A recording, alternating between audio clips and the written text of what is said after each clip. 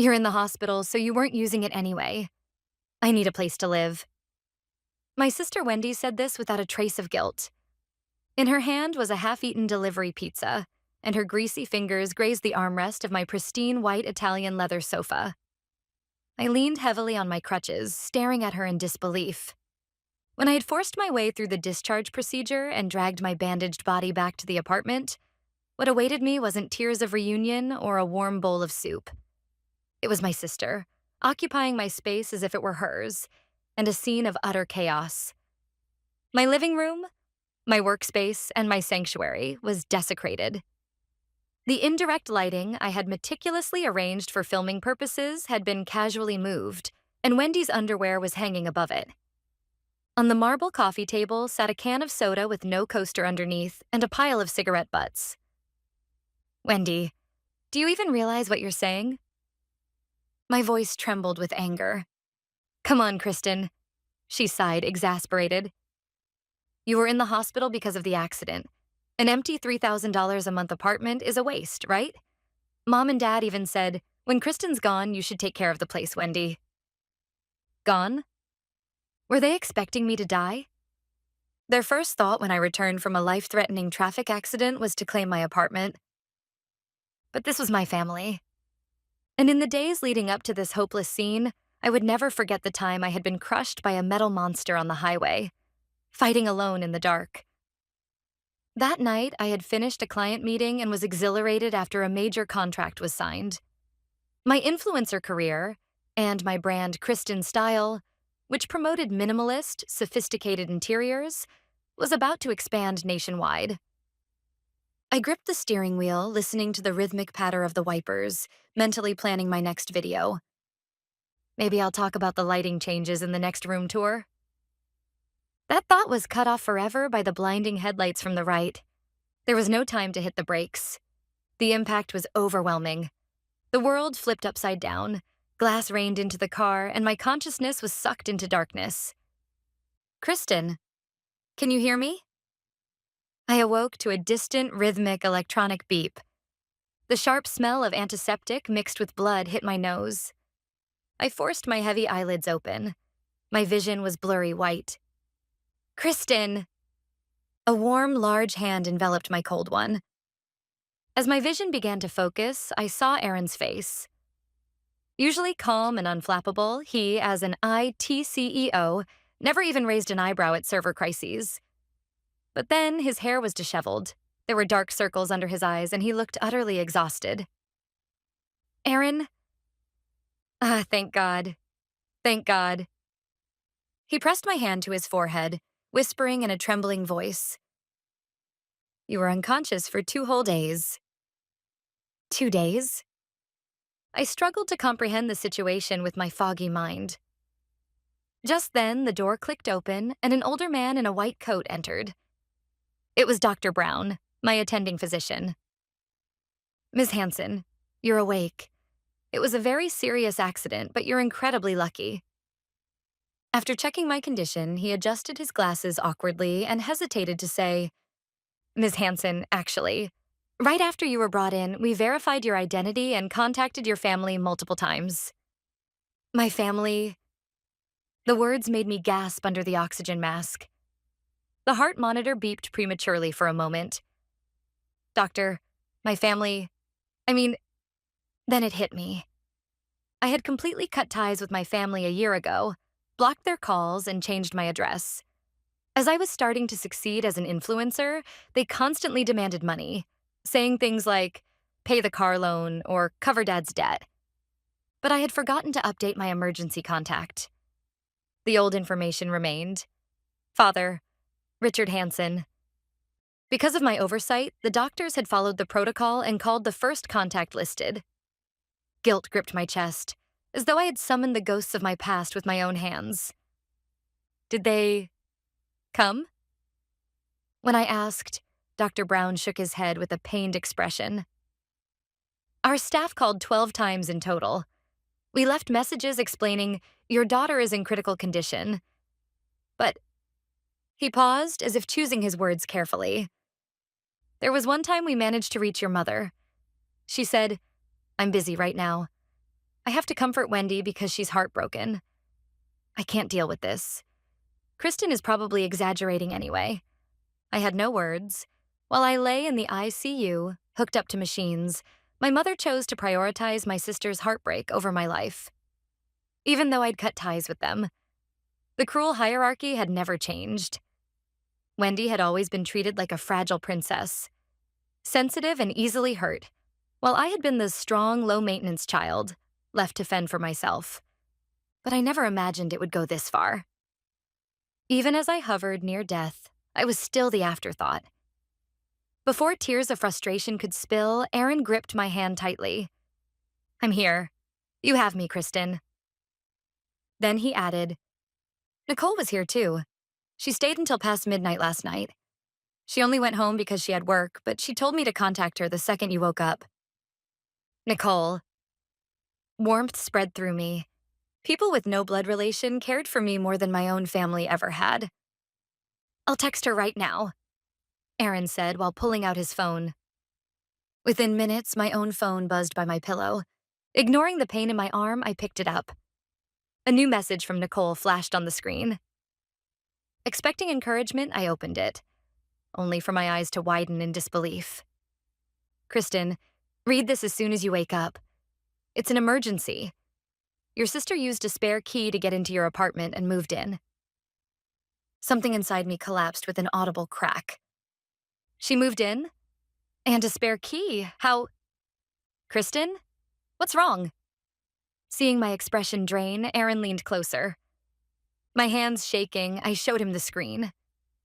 Nicole had sent a follow-up message and a short video.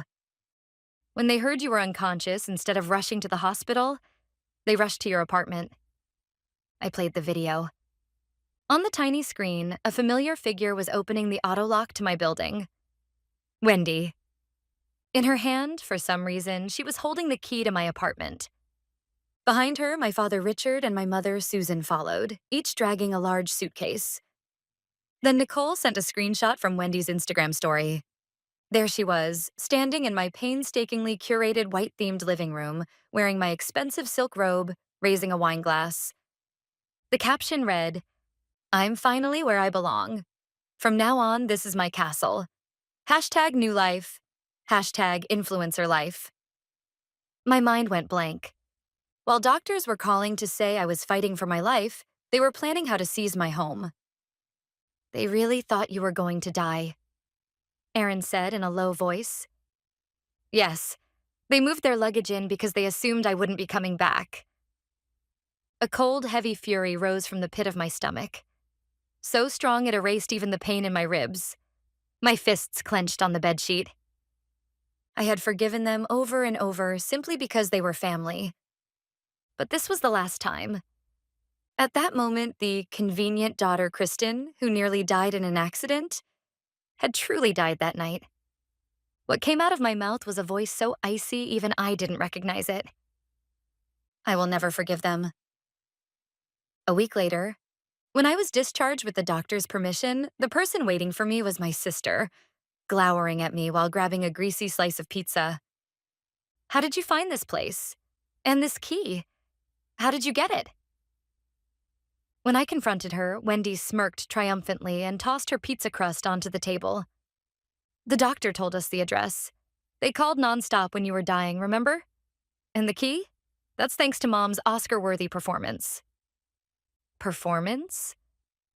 Once we got there, Mom collapsed at the entrance, crying. She was like, "My daughter is in a coma from an accident. I need to get her insurance card and a change of clothes from her apartment, and I can't get in." She even started hyperventilating for effect. Then the building manager panicked. He said, "If it's an emergency," and used the master key to let them in, and even handed over a spare key. Easy as pie.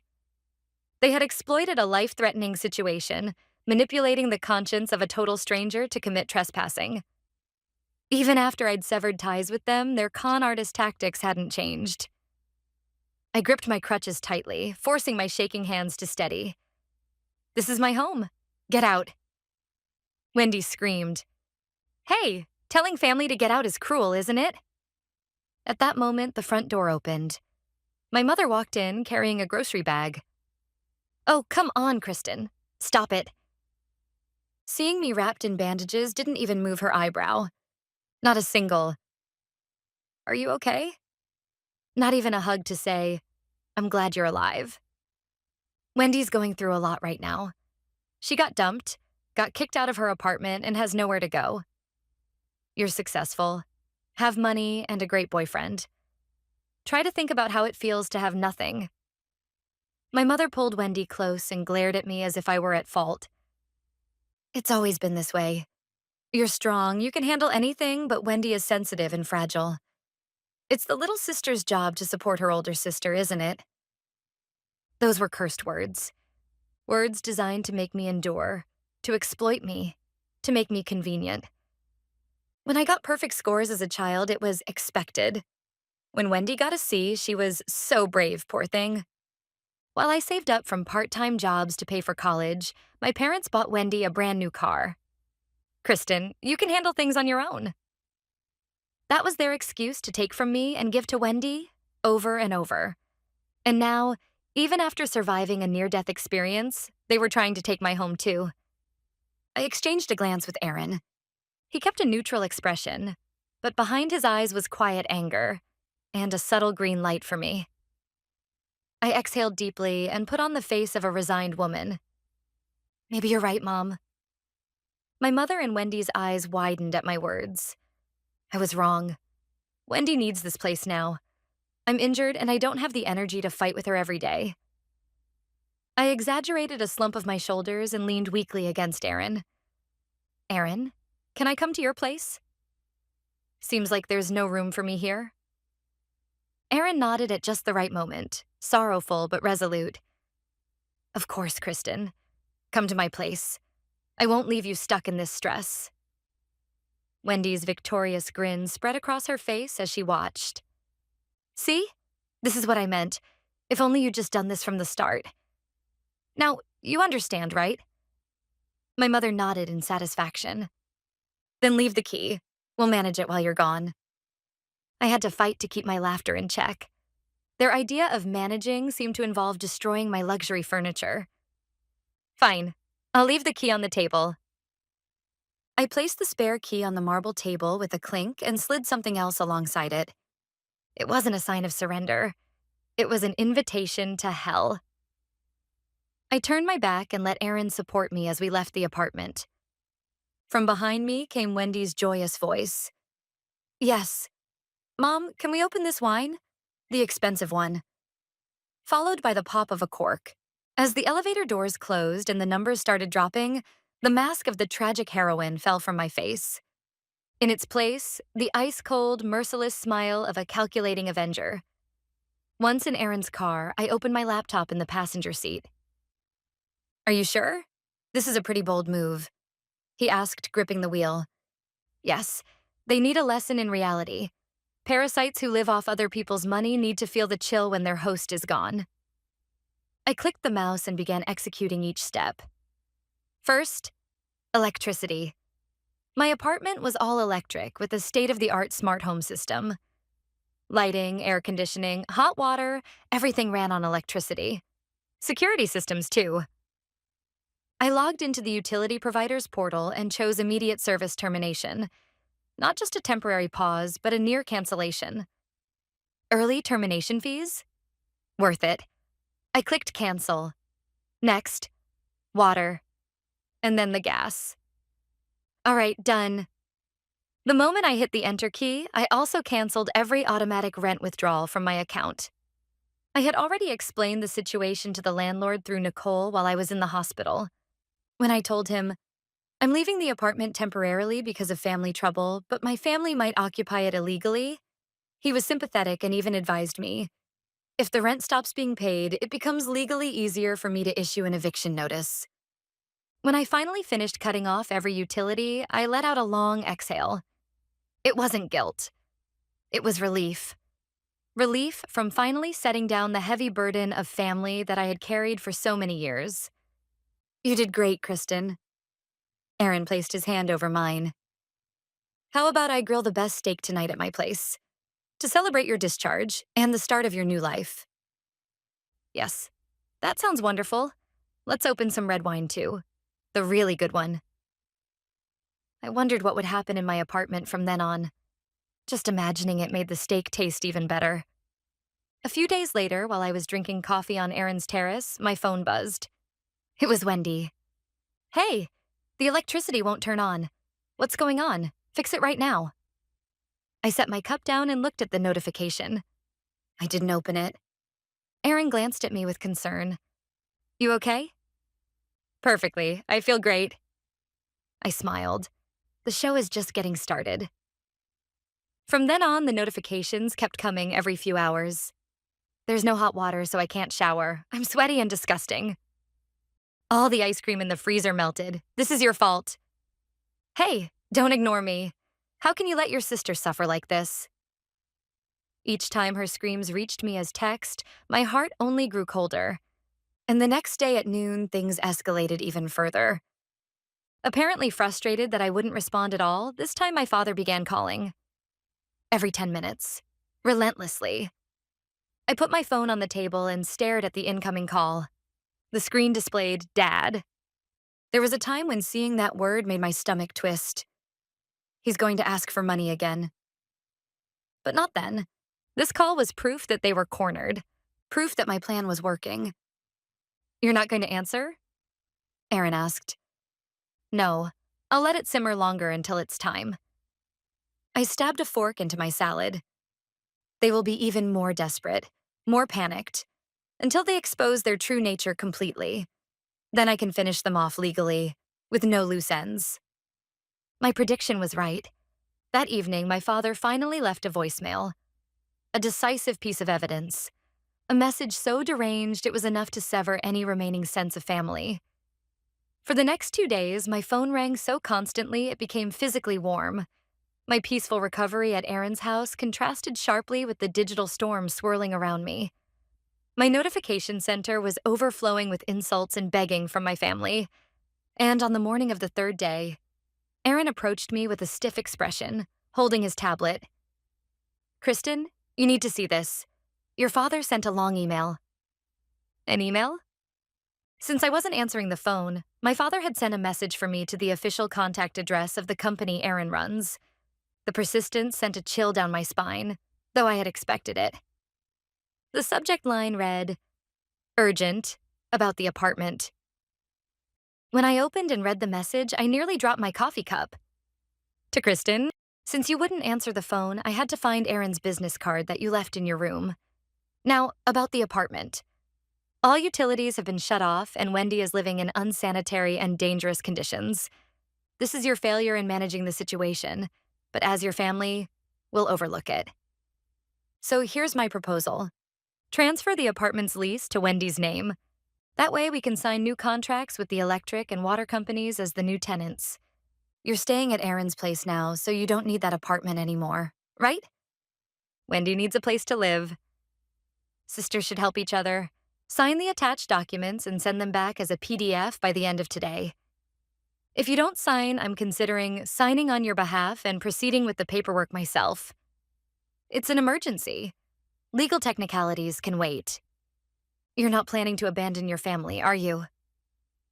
The moment I finished reading, my anger burned past the point of heat and into something dry and hollow, almost laughter. They had interpreted my shutting off the utilities as my negligence and were using it as an excuse to take the apartment itself. And that line, signing on your behalf. In other words, they intended to forge my signature to steal my apartment. I'm calling my lawyer. My voice held no hesitation. That's enough. I won't let them have even one more second of my life. Aaron immediately contacted his corporate attorney. The lawyer's voice on speaker was calm, sharp, and decisive. Ms. Hansen, I've reviewed the email. This falls under attempted coercion and preparation for document forgery. Combined with unlawful entry, the police should be involved immediately. Please, remove them completely. Understood. You have absolutely no obligation to agree to the name transfer. In fact, considering the damages so far, we should pursue this thoroughly. His words gave me the final courage I needed. I was no longer the helpless child I once was. No longer the convenient daughter who cried quietly and endured. I was a woman strong enough to defend her own home and her dignity. Erin, get the car. We'll stop by the police station, then go to the apartment. By the time I filed a report at the police station and arrived at my place with 2 officers in tow, the sun was already high. Inside the elevator, my heart pounded, but strangely, there was no fear, only determination to end this. Here. Guided by the officers, I stood in front of my door. From inside, I could hear arguing voices. I told you, we shouldn't have waited for her signature. Mom, you should have just written it yourself. Wendy was screaming hysterically. Oh, shut up, I'm practicing. Kristen's handwriting is harder than I thought. My mother said that in her frustration. Hurry.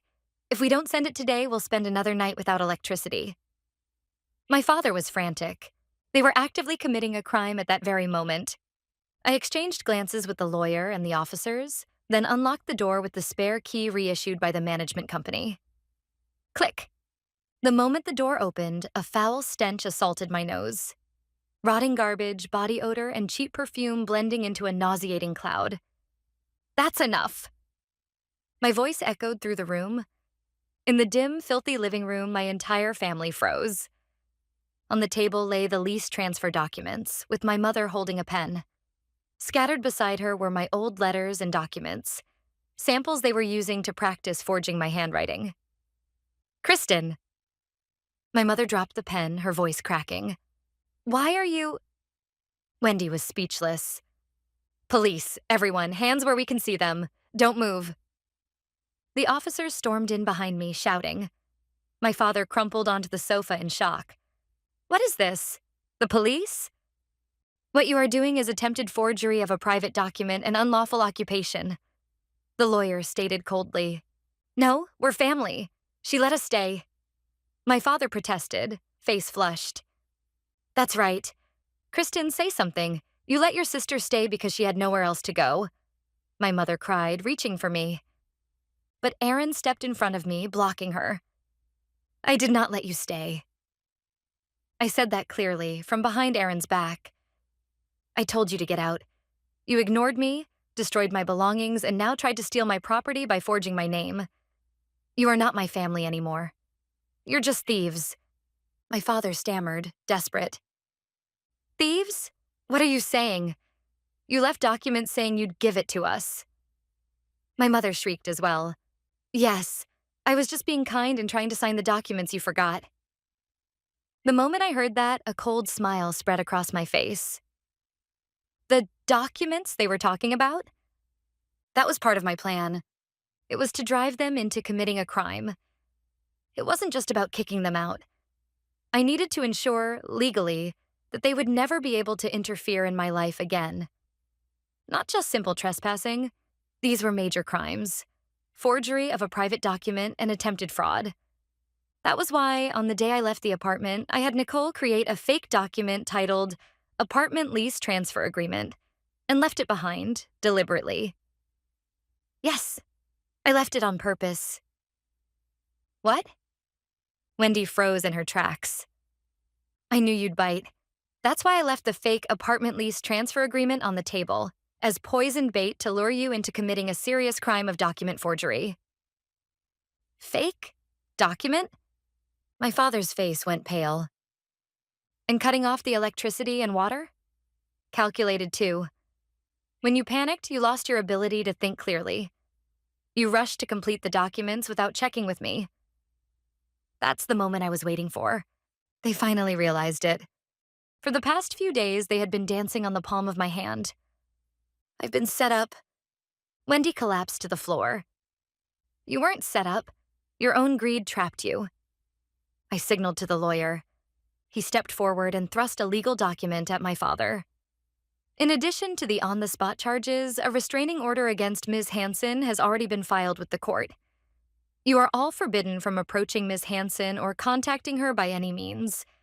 Violation will result in immediate incarceration. Restraining? Against her parents? My mother screamed in tears, but her voice no longer reached anyone. Take them away. At my signal, the officers handcuffed them. Wait, you'll understand if you just listen. My father shouted, struggling against the police. No, let go, Wendy thrashed. Curious neighbors peeked out into the hallway. There, my family was being led away, handcuffed, reeking, and utterly humiliated. Kristen, you ungrateful failure. My mother's scream was cut off as the elevator doors closed.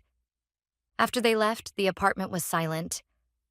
I stood in the middle of the living room looking down at the filthy carpet. No tears came. Instead, there was a refreshing sense of liberation, as if the heavy lead weight that had been in my chest for years had finally shattered. It's over. Yes, it's over. Aaron wrapped an arm around my shoulders. At last, the long history of exploitation from my childhood had ended. 6 months later, I sold that apartment. I had it professionally cleaned and restored, but the memories and smells of those few days were too ingrained to continue living there. I had no regrets. It was necessary to leave the past behind. Legal measures against Wendy and my parents proceeded mercilessly. In addition to trespassing and attempted forgery, I claimed over $50,000 in damages for repairs, broken equipment, and destroyed vintage rugs. Unsurprisingly, they had no way to pay. As a result, my father was forced to sell the family home. My delicate sister, Wendy, avoided prison but received a suspended sentence. They now live in a cheap apartment in the suburbs, surviving on day labor jobs. And I live in a new condominium overlooking the Santa Monica coast. Aaron is by my side. Next month, we will get married. There is no place on the guest list for my parents or sister. In their stead, Nicole will have the front row seat. Yesterday, I finally updated my emergency contact. I did not hesitate to remove my father's name from it. Instead, I entered. Husband, Aaron. The moment I hit save, I felt the final chain around my heart snap free.